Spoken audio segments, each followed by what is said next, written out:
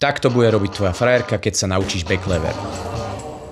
V tomto videu si prejdeme, aké treba mať silové základy na back lever a ako sa k nemu dopracovať cez jednotlivé progresie.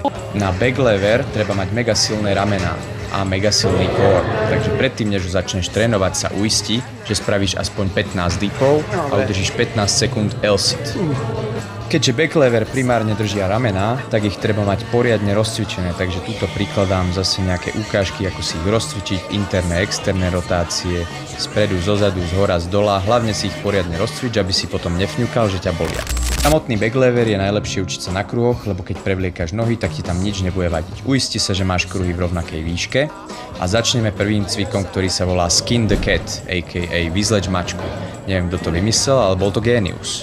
Čiže vyskúšaj si to zo párkrát, navnímaj tie tlaky v hlave, čo ti to spôsobuje a potom skús prvú progresiu, tak back lever, že sa dáš do vajíčka a chvíľku to tam podržíš. Chvíľka znamená 5 sekúnd, snažíš sa dopracovať k tomu, aby si dal tak back lever na 15 sekúnd, potom ideš ďalšiu progresiu one leg, zase sa snažíš dopracovať k 15 sekundám, potom ideš straddle, zase 5 až 15 sekúnd a potom už ti za chvíľu pôjde aj full back lever.